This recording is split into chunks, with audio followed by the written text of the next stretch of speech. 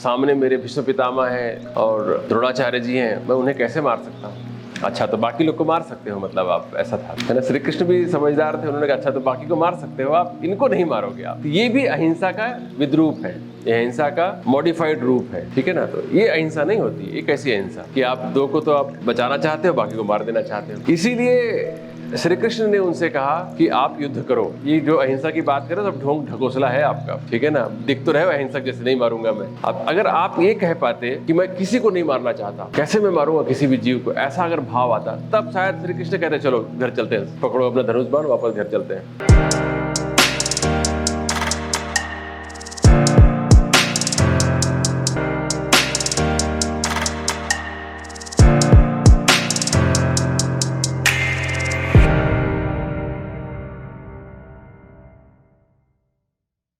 आप सबके भीतर आलोकित परम चैतन्य को मेरा सादर नमन।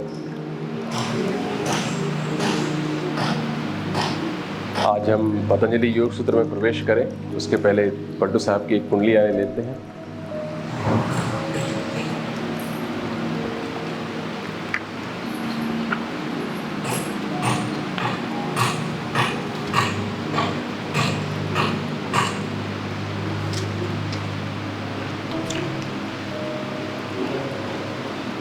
खोजत खोजत मरी गए, घर ही लागा रंग, घर ही लागा रंग, किन्ह न जब संतन दाया, मन में भा विश्वास, छूट गई सहजय माया। वस्तु जो रही हिरान, ताही का लगा ठिकाना, अब चित्त चले न इत उत, आपू में आप समाना। उठती लहर तरंग हृदय में शीतल लागे, भरम गई है सोए, बैठ के चेतन जागे। पलटू खातिर जमा भई सतगुरु के प्रसंग, खोजत खोजत मरी गए, घर ही लागा रंग। परमात्मा को बाहर खोजते खोजते थक गया, लेकिन जैसे ही अंतर्मुख हुआ, आत्म चैतन्य के दर्शन हो गए, दिल के अंदर ही उसका दीदार हो गया और जीवन आनंदमय हो गया। घर ही लागा रंग, किन्हीं जब संतन दाया, जब संतों ने दया की तब घर में रंग लगा। सब संत दया करते हैं तब जाके आपको आत्मबोध होता है, और आत्मबोध जैसे होता है, बाहर की खोज खत्म हो जाती है, अपने भीतर ही परमात्मा के दर्शन हो जाते हैं और आप अपने आप में तृप्त हो जाते हो। मन में भा विश्वास, छूट गई सहजय माया। माया संतों की दया से सहज ही छूट जाती है। जैसे आप संतों के जीवन को देखते हैं, आपको विश्वास हो जाता है कि ऐसा जीवन भी संभव है, और अगर हम भी उनके हिसाब से चलें तो बोध को प्राप्त करके हम भी आनंदमय हो सकते हैं। तो जैसे ही आपको विश्वास हो जाता है उनकी वाणी पर, आपकी माया छूट जाती है, वरना माया बांधे रखती है। जब तक आप कोई आदर्श नहीं देखते हैं तब तक माया लगता है यही महत्वपूर्ण है, माया के अलावा और कुछ भी महत्वपूर्ण नहीं मालूम पड़ता है। तो जैसे ही संतों के दर्शन होते हैं, आपकी माया छूटती जाती है। अब यही कारण है कि लोग कुंभ के मेले में और तीर्थ स्थलों पर जाते हैं, क्योंकि वहाँ जब आप संतों के जीवन को देखते हैं तो आपको एक प्रेरणा मिलती है कि हाँ, ऐसा भी हुआ जा सकता है। गृहस्थ जीवन में भी रहते हुए अनासक्त होकर संतों की तरह जीवन को जिया जा सकता है, यह प्रेरणा मिल जाती है। तो मन में भाव विश्वास, छूट गई सहजय माया, वस्तु जो रही हिरान, ताही का लगा ठिकाना।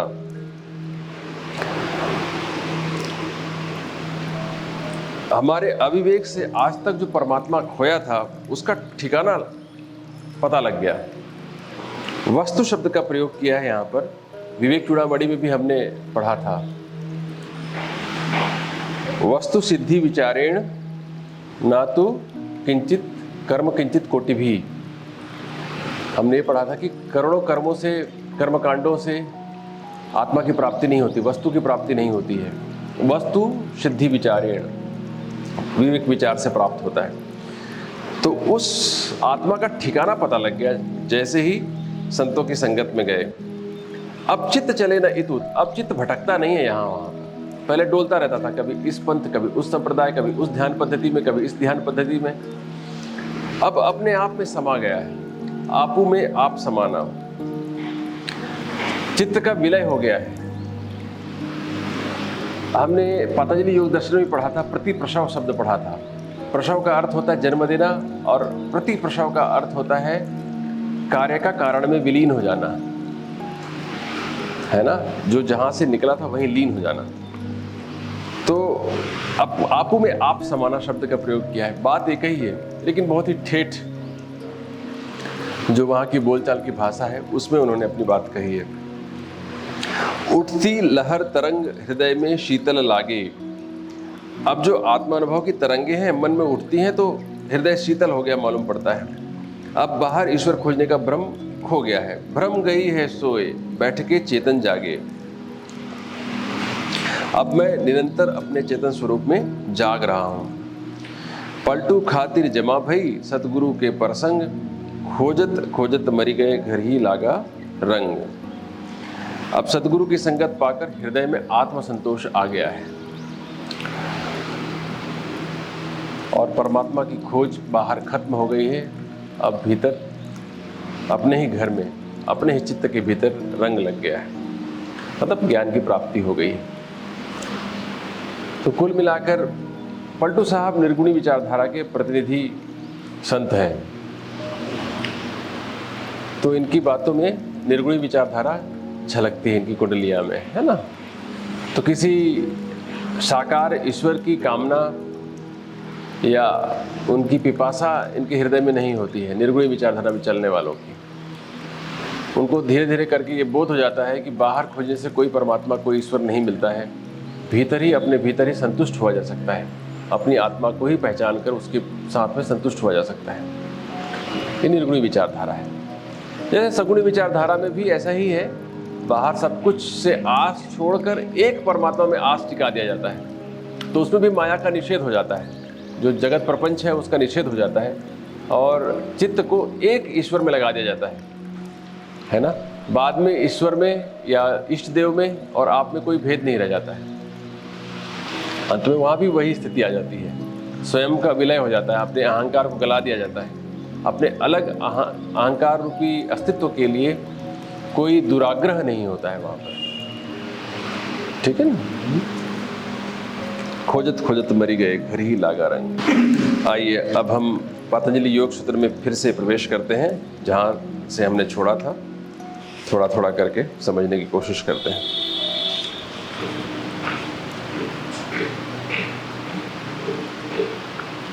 हमने जान लिया था कि विवेक ख्याति के द्वारा, विवेक के द्वारा अविद्या की निवृत्ति होती है, और अविद्या की निवृत्ति होने पर क्या प्राप्त होता है? समस्त संयोगों का अभाव हो जाता है। प्रकृति और पुरुष के संयोग का अभाव हो जाता है। उसके अभाव होने से क्या लाभ होता है? आपके क्लेश खत्म हो जाते हैं। हाँ, very good, you remember it. तो आपके क्लेश खत्म हो जाते हैं, है ना। वही अंतिम उपलब्धि है। तो विवेक कैसे प्राप्त होता है, ये अगला सूत्र बताता है। विवेक कैसे प्राप्त होता है?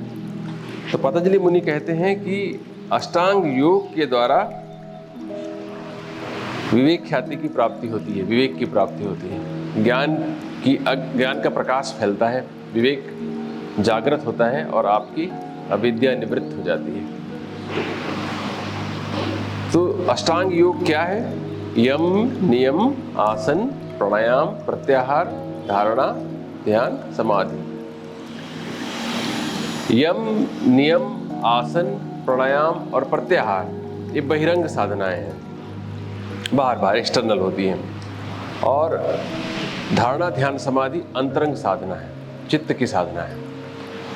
लेकिन बाहर की साधना किए बगैर अंदर की साधना संभव है नहीं।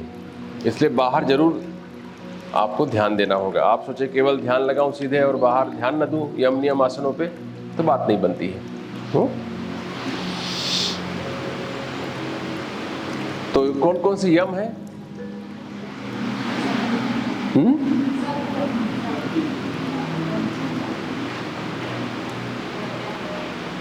अस्तेय, अपरिग्रह, वेरी गुड। तो यम जो है ये धर्म है जो आचरण में लाने योग्य है, ठीक है ना, ये नैतिक बातें हैं। इसलिए यम का संबंध समाज से, परिवार से, राष्ट्र से ज़्यादा है, जबकि नियम का संबंध जो है आपके स्वयं से ज़्यादा है।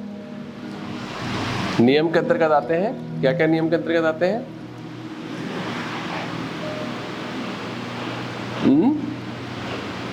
शौच, स्वाध्याय, संतोष, तप और ईश्वर प्रणिधान, 5 चीजें हैं। उसमें भी 5 है और इसमें भी 5 है। यम नियम, ठीक है ना, ये दोनों ही चीजें। तो यम का संबंध जो है लोगों के साथ में, अगर किसी के जीवन में यम अच्छे से आ जाता है तो उसका जीवन दूसरों के लिए बड़ा अनुकूल हो जाता है, दूसरों को परेशानी नहीं होती उस व्यक्ति से। यम अगर अच्छे से आ गया आपके जीवन में तो, और सभी के सभी अगर सोच लो कि सारे जगत में सब यम का आचरण करने वाले हो जाएं तो जगत बड़ी सुंदर हो जाएगी, दुनिया बहुत सुंदर हो जाएगी। सबके सब अच्छा आचरण करने वाले हो जाए, अगर यम को पालन करने वाले हो जाए तो यम और नियम आधार है, यम नियम आधार है हमारे जीवन के, और योग शास्त्र में तो है ही है। यम नियम अगर आ गया आपके जीवन में तो अलग से और साधना करने की आवश्यकता नहीं है, क्योंकि स्वतः ही आप उस मार्ग पर चल पड़ेंगे, आध्यात्म के रास्ते पर। आपको अलग से किसी प्रेरणा की आवश्यकता नहीं होगी।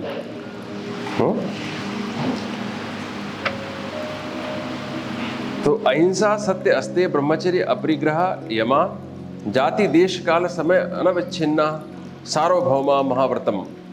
ये सार्वभौम महाव्रत है, सार्वभौम महाव्रत है, जाति, देश, काल से अनविच्छिन्न है। ये बहुत ही इंपॉर्टेंट है। जैसे आगे हम पढ़ रहे थे उस दिन भी हमने शायद पढ़ लिया था, हिंसा तक पढ़ लिया था वैसे पिछली बार। हिंसा बचा था अभी, ठीक है। तो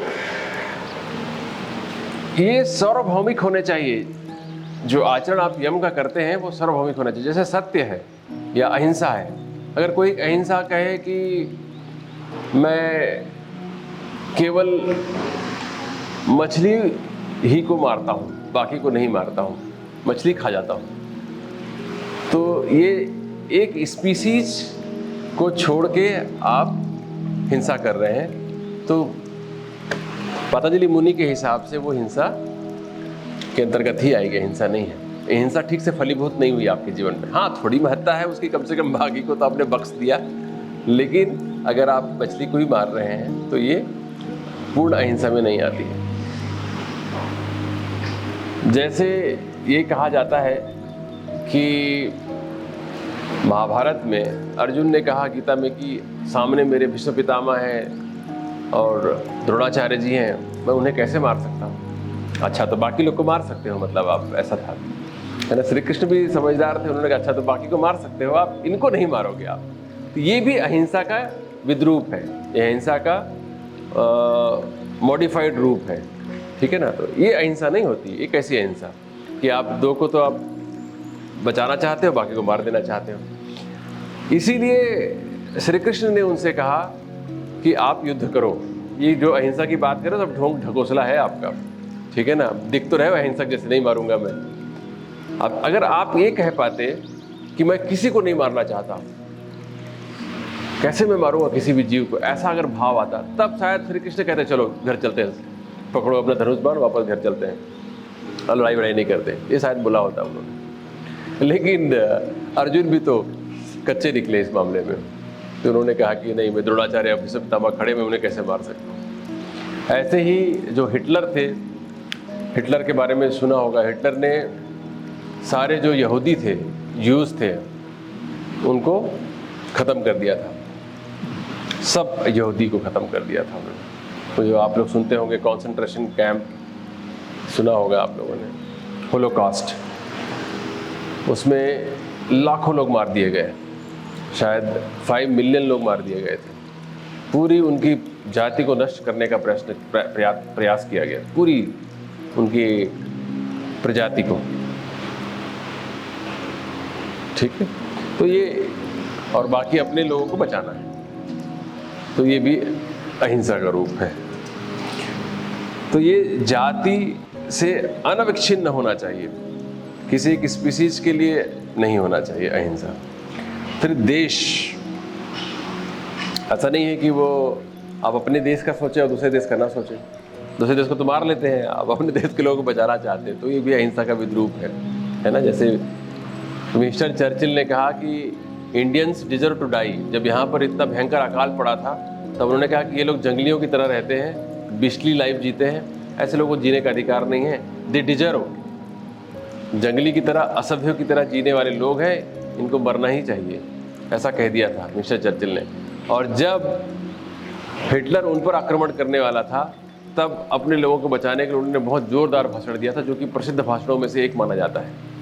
दुनिया के जो प्रसिद्ध भाषण माने जाते हैं उसमें से एक माना जाता है। तो अपने लोगों के लिए प्रेम है और दूसरों के लिए नहीं है, तो ये भी अहिंसा का विद्रूप है। काल, समय अनविच्छिन्ना।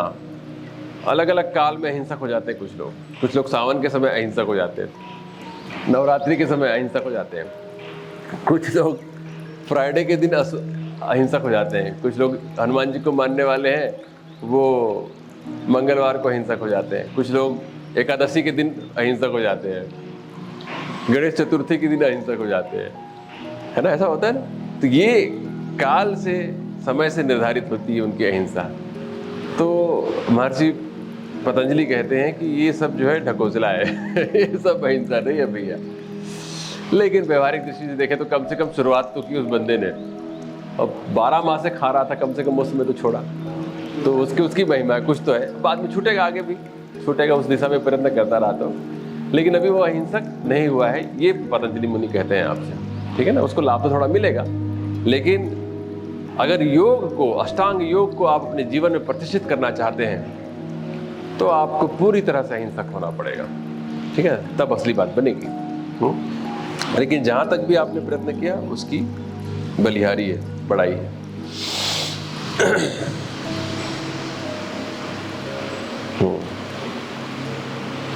इसमें अभिलाष दास जी लिखते हैं, जिसे आध्यात्मिक ऊंचाई पर चढ़ना है और इसी जीवन में जीवन मुक्ति की स्थिति में आना है या जीना है, उसके व्रत, उसके यम जाति, देश, काल और समय से ऊपर उठकर होने चाहिए।